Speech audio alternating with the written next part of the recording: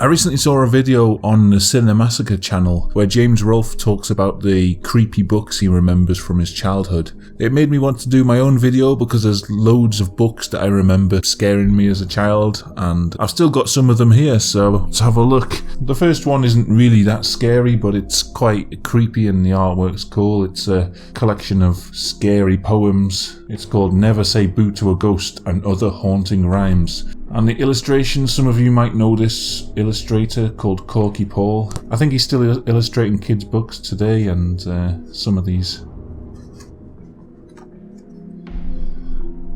pictures are extremely creepy, and that's what I remember best about them. A lot of these are quite funny poems, but with a paranormal vibe to them.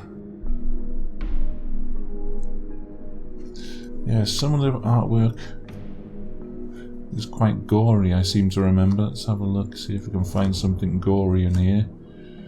Some of it's just really good. Not sure how well the camera's picking up the artwork, to be honest, but there we go. There's someone getting their head snipped off with a pair of scissors. The poem's quite short, I'll read it out. Nellie, cutting Johnny's hair, was taking insufficient care. She turned to hear what someone said and found that she'd cut off his head. She smiled, I know just what to do, and stuck it on again with glue.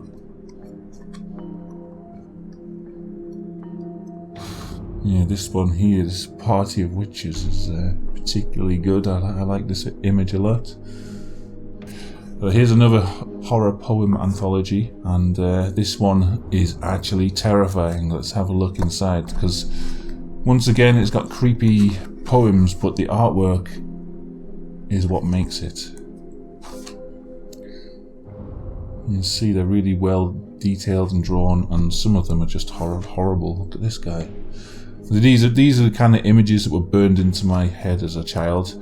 I had this thing for horror and creepy things. My parents wouldn't really let me watch any horror films or anything like that because I was prone to nightmares, and they were worried about things scaring me too much. But now and then I managed to get hold of a book like this, and yeah, the pictures really do stick in my mind. This one especially, I don't know why, this witch used to really creep me out, and the poem itself is about someone getting lost in the woods and just never making it home, dying in the woods basically.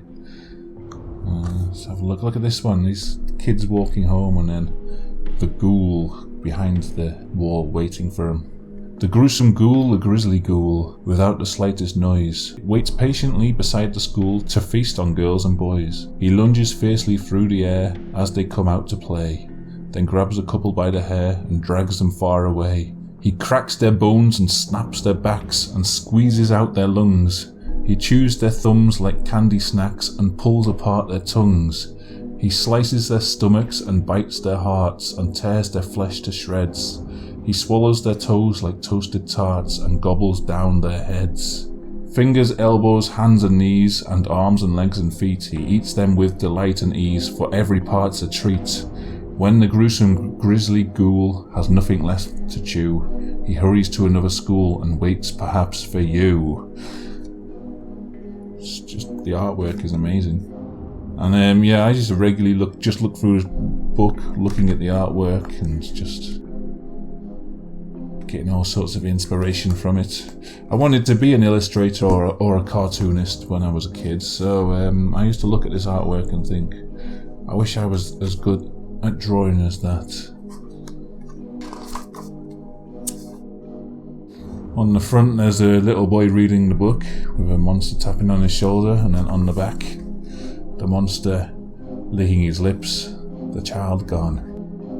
So yeah, this is one of the ones that I really remember strongly from my childhood. The images and the poems were all quite horrific, and yeah, Monstrosities by Charles Fudge.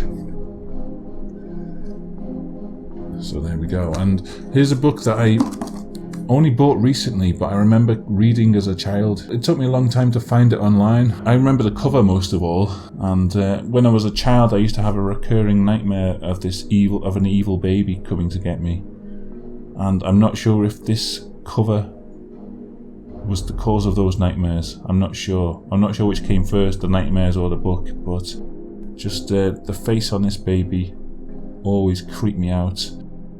The story that the picture's based on is that a boy's pushing his little brother in a pram and goes into a sweet shop, and when he comes out, the baby's been replaced with this evil-looking, sharp-toothed baby, and it's a changeling that they need to try and get back. And yeah, the story isn't exactly great. There is one creepy story at the beginning, which is Who's a Pretty Boy Then by Jan Mark.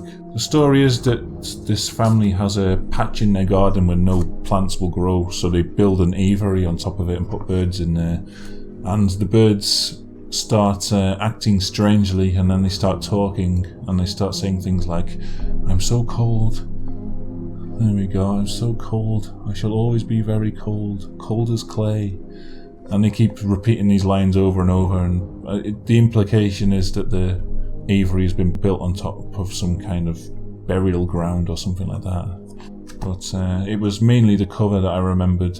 Yeah, I'm glad to have it in my collection again, just for that baby image there. Source of nightmares. There are some books that I remember reading a lot, but sadly I must have given them all away or lost them over the years because I don't have any left. A lot of you might remember Goosebumps. I think by the time I was aware of Goosebumps, I was a bit too old to read them. Instead, I read books called Point Horror. A lot of these were also written by R.L. Stine, who wrote the Goosebumps books, but they were for a slightly older audience. The stories themselves had more of a focus on violent crimes rather than paranormal events, so you wouldn't get things like talking ventriloquist dolls in Point Horror. You would get babysitters being stalked by a serial killer or something like that. When I was a teenager, I used to have about 3 books on the go at one time, and Point Horror I was just obsessed with. All the Point Horrors had decent covers. They looked like the covers of VHS horror movies at the time as well, so it kind of gave you a feeling, especially for me who wasn't allowed to watch horror films or whose parents generally disapproved of scary stuff, to be able to have something which was suitable for my age but also was a bit violent and creepy was good to have. And I wish I hadn't given away all my Point Horror books, but I can't find a single one now, so they must all be gone. So there we go, there's a few creepy books from my childhood. I hope you enjoyed this short video. Let me know what you think. If you've ever read any of these, let me know. If you like this video, you can go check out some more of my book collection here. If you're in the mood for something completely different, click here instead. Thank you for watching. Until next time, goodbye.